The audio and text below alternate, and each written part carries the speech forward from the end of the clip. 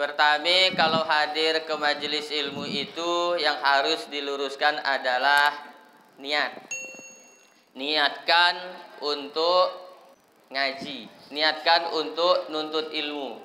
Niatkan untuk apa, Bu? Ilmu. Niat ini penting karena seluruh kitab-kitab hadis, seluruh ibadah yang dipasang nomor 1 adalah niat. Innamal a'malu bin niat. Salah niat pasti salah amal. Apa fungsi niat? 1, niat itu artinya membesarkan. Niat artinya apa, Bu? Membesarkan. Apa yang dibesarkan? Niat. Sedekah 1000 yang ikhlas dengan sedekah 100.000 yang daan ikhlas, mana yang berpahala? 1000 ikhlas yang berpahala. Tapi yang paling besar pahalanya yang 100.000 ikhlas. Makanya kalau nak bersedekah biar besar, yang penting ikhlas, yang betul. Daripada kacik daan ikhlas, dah lah kacik dah ikhlas lagi. Bagus besar ikhlas. Berapa banyak amal yang kelihatannya besar jadi kacik pahalanya. Pak siapa ini Pak yang datang? Mohon maaf saya datang. Oh Pak Camat.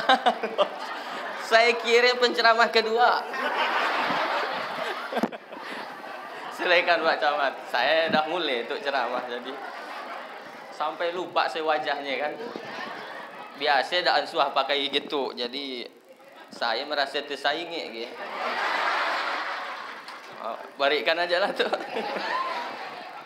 Nanti beliau nambahkan insyaallah. Saya nanti sampai jam 10 jam 10.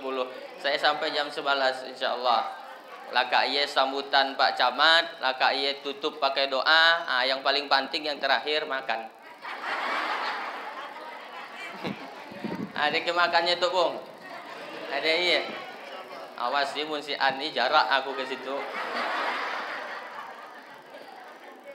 Silakan. Dengan Ibu datangnya, Pak. Istri beliau pun datang juga. Inilah beliau pun jauh-jauh datang niatnya untuk silaturahmi. Jadi niat itu dulu yang harus dibatuli. Saya ulangi masalah niat. Niat fungsinya yang pertama adalah membesarkan. Apanya yang dibesarkan? Niat. Berapa banyak amal yang kelihatannya kacik tapi pahalanya jadi besar karena niat. Berapa banyak amal yang kelihatannya besar jadi kacik karena salah niat. Bu, Ibu, ada yang dah mak haji situ kan? Ada. Yang mak umroh? Pak Haji ada? Ada. Pak umroh? Kalau mohon maaf sekarang kan kita ni maunya serba di posting. Semuanya nak kita posting. HP kita mohon maaf itu bisa ngancurkan amal kita. Mudah-mudahan betul-betul. Dah pagi BKMT, dah ngaji bejus-jus, dah ngapal Quran, dah sedekah macam-macam, tapi bisa hancur pahalanya cuma gara-gara HP. Kenapa? Salah niat. Oh Pak Ustadz jangan salah sangka.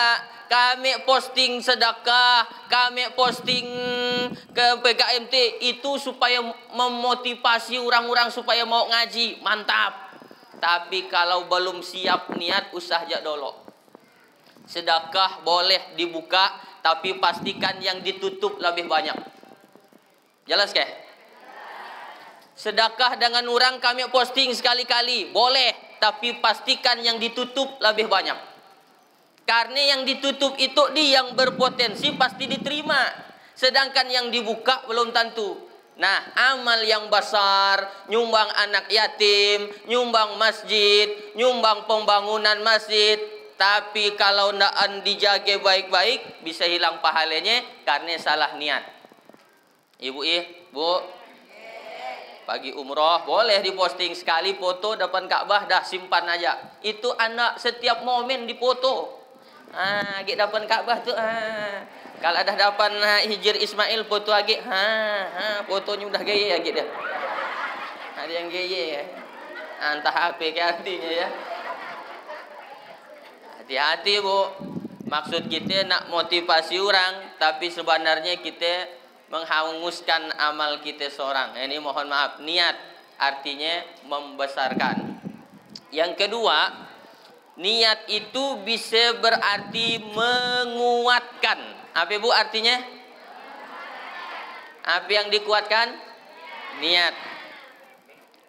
Ibu kalau agak puasa,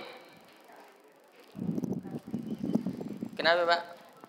Salah Ming? Udah nyaring. Bu, kedengaran ke suara saya? Dah kalau dah kedengaran tenang dah Pak. Sana dia acau-acau. Jelas ke tapi suara saya? Jelas. Betul jelas. Ibu-ibu saya tanya kalau jelas. Ibu-ibu tuh setuju enggak dengan poligami? Bapak-bapak setuju ke poligami?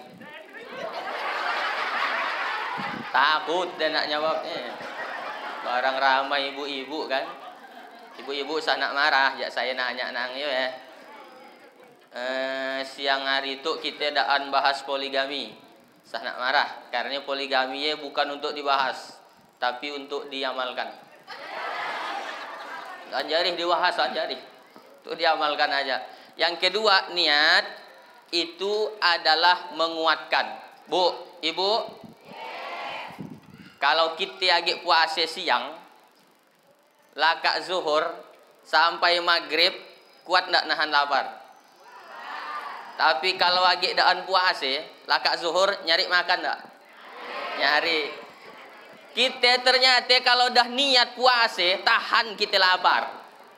Tapi kalau agak daan puasa, daan tahan kita lapar. Kenapa? Niat itu menguatkan. Ibu yang kuat niat datang ke BKMT, hujan ribut bukan penghalang. Betul? Bapak-bapak yang kuat niatnya nak ke masjid, biar nak lentar tetap masih pagi ke masjid.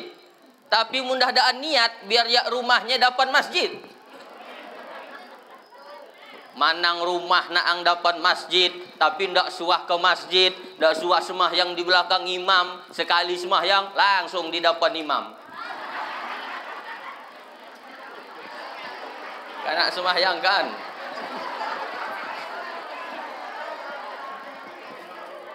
Barang ya niatnya disik. Orang yang model gaya ndak suah ke masjid, tahu-tahu kedengaran pengumuman inna lillahi wa inna ilaihi rajiun, telah berpulang ke rahmatullah Junaidi. Ada ke Junaidi situ. Mudah-mudahan si Ani. Mohon maaf ibu yang kebetulan lakinya Junaidi. Niat itu artinya menguatkan.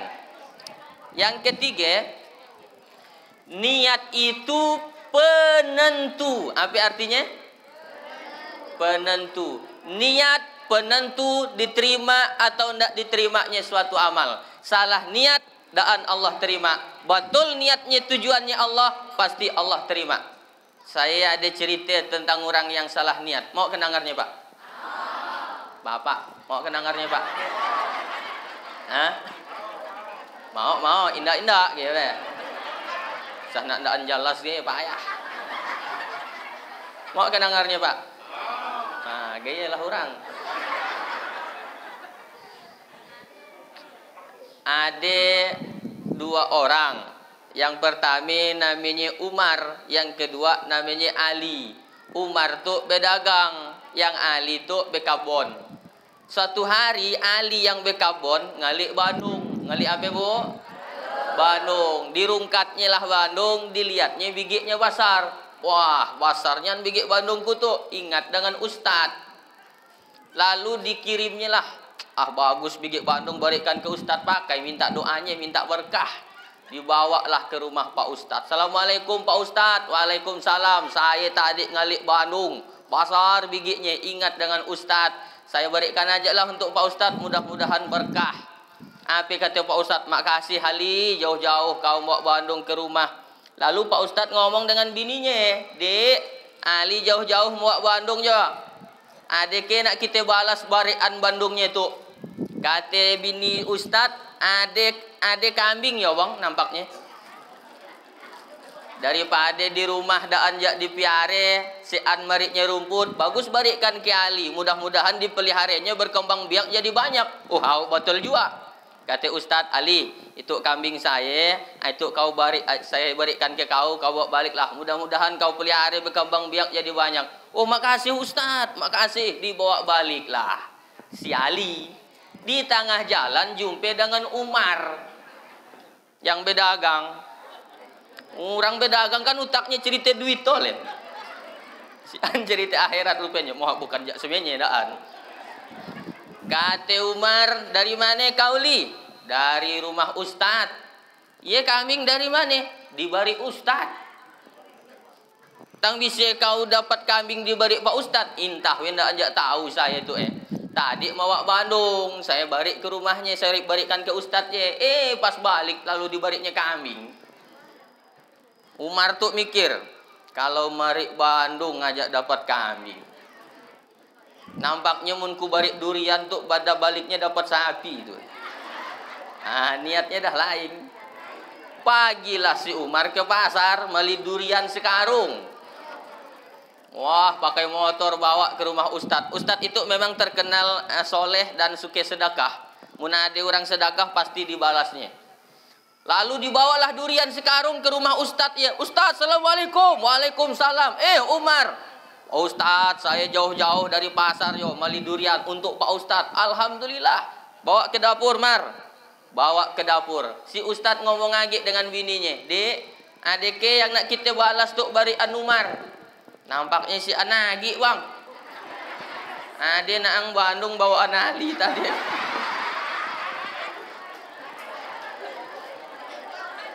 Jadi kata Ustadz, Mar, daripada kau balik tangan kosong, bagus kau bawa jak Bandung yo. Itu cerita memang agak lucu, tapi ada muatannya. Orang yang salah niat pasti kecewa. Kenapa? Yang ditujunya bukan Allah. Ibu kalau datang ke situ, tujuannya bukan Allah, baliknya pasti kecewa. Apa agak mun tahu lah kak makan lauknya dan nyaman. Tahu gitu dan pagi akunya. Tapi orang yang pagi BKMT, pagi ke masjid itu niatnya betul-betul lillahi ta'ala, mencari ridha Allah. Soal lauk nyaman ndak nyaman ndak urusan. Kita kan ya daan. Udahlah kadang mohon maaf. Misalkan ada sih saya pun pernah ngalaminya di satu tempat ya. Ada orang nyaprahkan dia memang kurang selera saya. Tapi ndak saya ceritakan. Kalau nanti misalkan undangan ke saruan ke acara BKMT, ada makanan ndak nyaman, usah nak bunyi. Ibu atau lauknya kacik, usah nak bunyi. Itu aja anda kadang kita bunyi malar. Berawe itu enak ngolah besar-besar, taluk sigit pun pihak ampat. Iya dah pasti daan ikhlas. Siapa pun yang mengharapkan hatinya, menggantungkan hidupnya kepada selain Allah, maka bersiaplah untuk kecewa. Makanya Bu, supaya daan kecewa gimana Bu? Supaya daan kecewa? Ikhlas, luruskan niat. Jadi niat kita datang ke situ, niatkan untuk silaturahmi. Ibu tuh sebenarnya dah belaki kan nih? Bapak belum 2 kali kalau. Bapak, mohon maaf. Itu dah berbini sebenarnya kan? Dah. Saya tanya ibu dulu. Ibu niat belaki ya apa?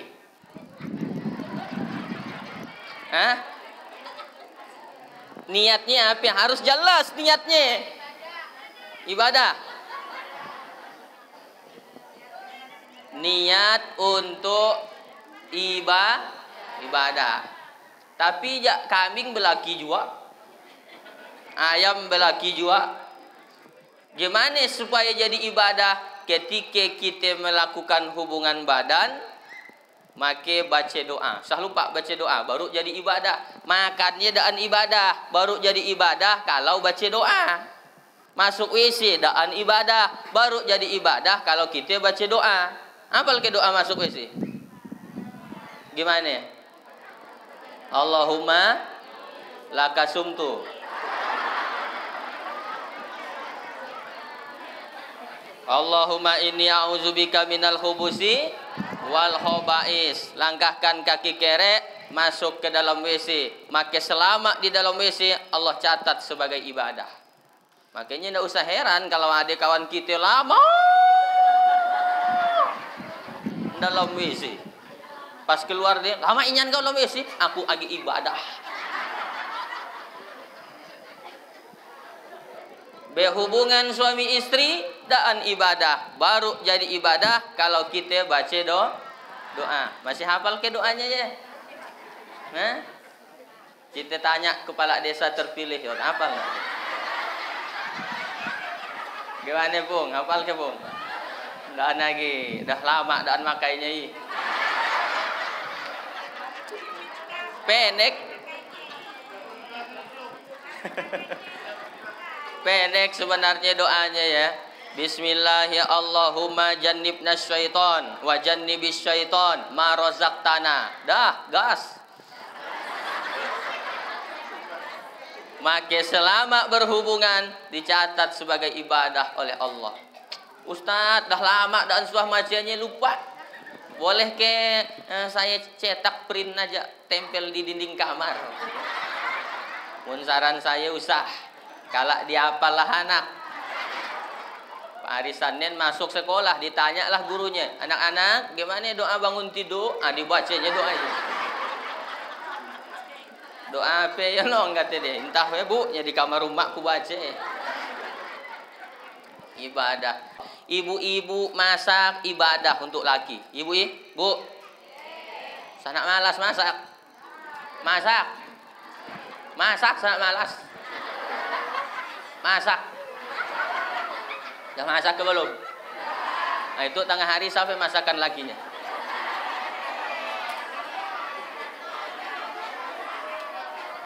Bu, ibu, masak ibadah. Bahkan kata seorang ulama mengatakan, ibu yang muatkan lakinya air kopi segelas, pahalanya 100 pahala. Segelas.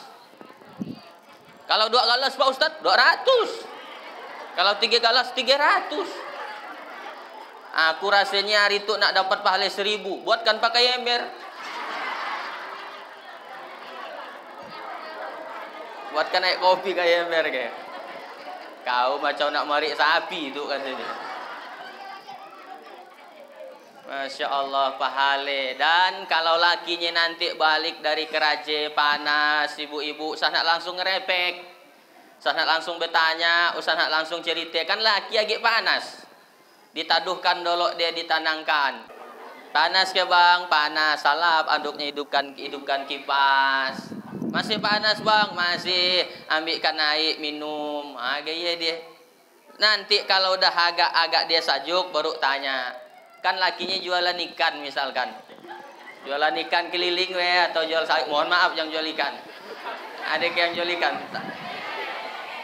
Tang ada semuanya di situ Saya takutnya tersinggung dia. Kita ganti yang jual sayur aja lah. Ada juga. Ya Allah, kan lakinya balik dari jualan sayur bu, pakai motor, pakai ragak biasa ya. Datang dia sana langsung ditanya, bang lamanya nabung baru balik anak kita tadi tuh buang ke parik ditimpa lah ember lagi. Paning balak laki. Duduk dulu, tadi dah ditanangkan dibuat air, baru tanya bang berapa adiknya hasil untung jual sayur di raga hari itu. Kan baru nanya deh. Alhamdulillah dek, kata dia, abang untung banyak besar hari itu. Berapa untungnya bang? 7 juta. Lah 7 juta. Alhamdulillah kata ibu, luar biasa dan suah abang untung jual sayur sampai 7 juta. Lah baru itu terjadi. Lah bang mun gaya adik nak pagi ke anak warung sebentar. Pas nak pagi ke warung dilihatnya depan rumah motornya si anak lagi. Bang, motor abang mana? Iyalah 7 juta aku jual. Kapak dah aku jualan sayur. Motornya dijualnya.